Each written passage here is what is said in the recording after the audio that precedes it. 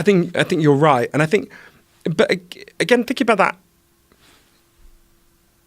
about in relation to addiction, I think often when you talk about something like work addiction, right, which is obviously caused by partly childhood trauma that I'd experienced, there's been a real change in how we think about that as well. It relates back to what we were saying right at the start about chemical hooks, right? So if you look at the debate about non-drug based addictions, right? You think about 20 years ago, people start talking about sex addiction. A guy called Stanton Peele, who I interviewed a lot, first writes about love addiction, all sorts of... Exactly, gambling addiction. At the time, initially what people say is, well, this is bullshit, because they believe the chemical hooks theory of addiction, right? Right. So it just seems like, well, that's not... I mean, there's an episode of Cheers, actually, which... now would be, yeah, you wouldn't do this, but there's an episode where the whole hilarious premise of the show is that, what's the Ted Danson, Sam Malone? Ted Danson's character thinks he's a sex addict. And this is like a punchline all the way through the show, right? This was the attitude that ends when he goes through a meeting of Sex Ed and Love Addicts Anonymous. And like, there's some woman talking about how she gets has sex with every man, and it ends with him just putting his arm around her, and that's the end of the show, right? That wouldn't happen in a sitcom. Now people thought, well, it might, but people don't think the very idea of sex addiction is ridiculous in the way they did, right? I don't think. I think they still maybe think they do. Maybe but then I think that's because there hasn't been a shift in gamble. If you go to a meeting of Gamblers Anonymous, as I have with a friend, I don't have a gambling problem, but just to support someone, they are as addicted as anyone in the next room down at Narcotics Anonymous. I've known a lot of gambling addicts. And did you feel that they were as addicted? Oh yeah, they're straight up junkies. And they might as well be chasing crack. Exactly, and that tells us something really important, because you don't snort a roulette wheel, right? You don't inject online poker, right?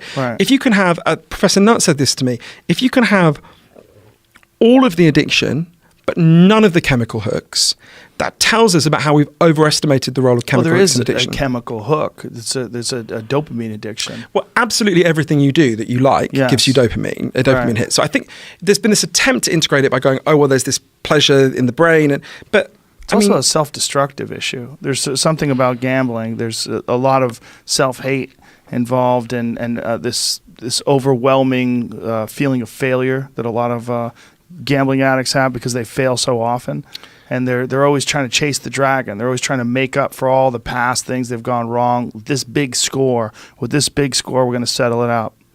There's someone who talked to me about, I just think about what you're saying in relation to him, a guy called Peter Cohen, who's a professor in the Netherlands, who actually didn't say this to me directly, I read it. He says we shouldn't call it addiction, we should call it bonding. That human beings have an innate need to bond and connect, right? And when you're happy and healthy, you'll bond and connect with like the people around you with meaningful work. Mm-hmm. But if you can't do that because you're isolated or traumatized or beaten down by life, or you haven't been taught how to do that, you will bond with something that gives you some sense of relief, right?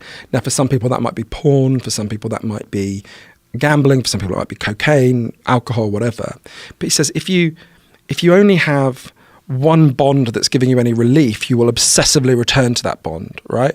And I don't think that's a total, and as he would say, that's not a total explanation for what's going on.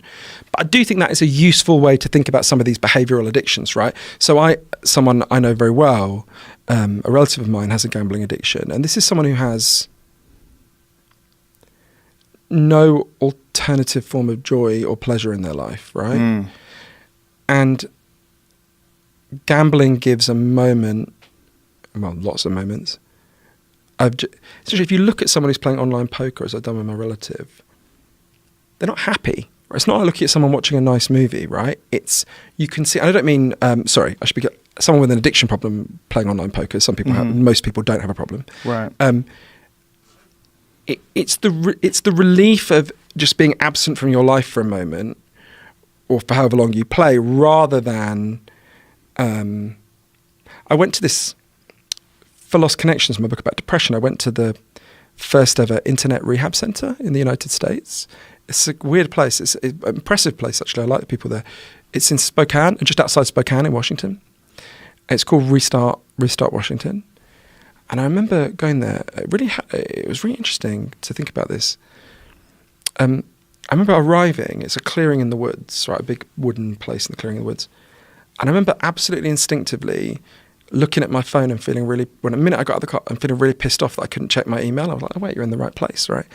And And it's really interesting because they get all kinds of people in Restart Washington, but they disproportionately get young men who are obsessed with multiplayer role-player games. Like then it would have been World of Warcraft, now it would be Fortnite. And speaking to these young men,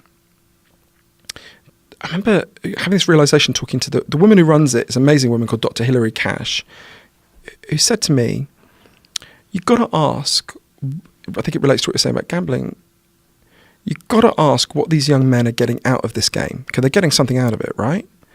And she argues that one of the things they're getting is the things they used to get from the culture, but no longer get. Like right? what? Well, a feeling they're good at something, a feeling that other people see them, that they're part of a tribe, a feeling that they're moving around. Kids spend very little time outdoors now, right? I think there's also anticipation. There's puzzles. There's things where you're trying to figure out whether or not something's right or wrong and how to get it. And then if you do get it, you get this positive surge. If you don't get it, I think there's human reward systems that are being mirrored there in gambling as well. Absolutely. And what psychologists call that a feeling of mastery. Mm-hmm. Feeling of mastery is when you feel you are good at something. Right. That is an absolutely underlying psychological need. Everyone needs to feel they're good at something. If you don't have a sense of mastery in your life, you will be depressed and anxious, right? Or you're much more likely to become depressed and anxious. And I think, again, because it's very striking to me, I've got teenage nephews, I've got godsons, we actually don't ask anything of young men, right? Very rarely are they actually asked to do very much. They're not given responsibilities, right? I think, and look, again, I want to stress that most people playing video games are not addicted.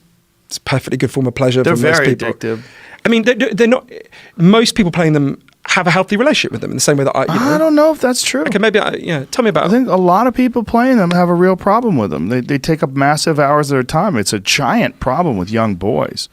The thing is, it's become an actual avenue for a career now. There's esports careers where these young guys are making millions of dollars playing video games. It's not like the old days where you would say, hey, you're wasting your life. Now it's basically almost like practicing golf. But we have a setup back here where we play video games against each other. It's very addictive. Don't you think it's addictive? Sure. Yeah. So it's like basketball when I was younger, too. I loved playing basketball. Couldn't get me to I'd play in the rain. Right. The basketball has movement and exercise attached to it, so you get some positive benefit from that addiction. I was definitely addicted to jiu-jitsu. I would even train when I was injured, but what does that mean? It means I enjoyed it more than I enjoyed not doing it. The difference between a lot of video game addictions and particularly gambling addictions is that they tend to wreck people's lives. When you had this period of jiu-jitsu addiction, did you, because I think it's an interesting distinction there, were you doing it to avoid some kind of pain in your life? Or were you doing it because you just really deeply loved it? It's really fun. Right. So you're chasing the thrill. I'm not sure certain I was avoiding pain with almost everything I've done in my life in some way, shape, or form.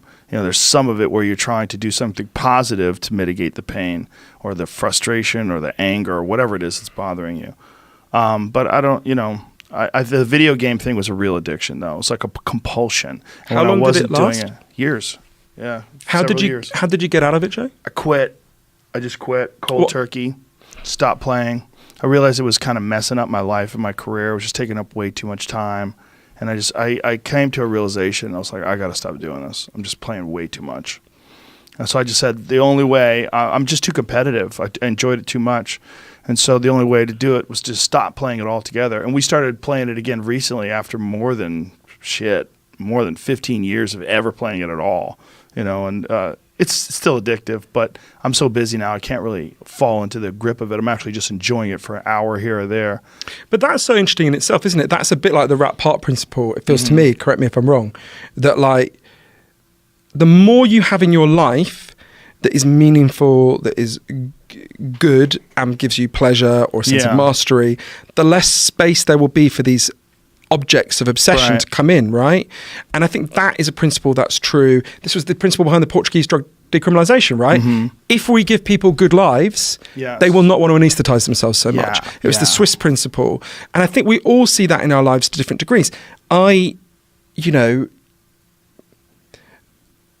happier I am, the less I want to turn to the behaviors that I developed as a child to avoid being present with like violence and aggression. Like, I don't think of like writing as an addiction. It might be a compulsion. If I have a day when I don't do it, I feel terrible. But something that is positive and rewarding, I don't think is Right. an addiction, right? Sure. Something that enriches your life and is it's a way of living life in the most fulfilling You way call for it you. an obsession, maybe a positive obsession. Yeah, compulsion, obsession, Yes. a way of being in the world, right? Yeah. Like, it's like sometimes I get people saying to me, you know, like, oh, am I addicted to sex or whatever? And you want to say, I often say, well, does it give you pleasure? Is it a way of avoiding pain? Mm-hmm. If it gives you pleasure and it's not a way of avoiding pain, it's not an addiction. It's just a happy way of being in the world, right? Mm-hmm. And that's the reality and again, I think it's really helps us because partly what I'm arguing in Lost Connections and Chasing the Scream is we need to deeply reconceptualize how we think about these forms of pain like depression and addiction. And this isn't some wacky view. This is the view of the World Health Organization, these leading medical bodies when it comes to depression. Yeah, sorry.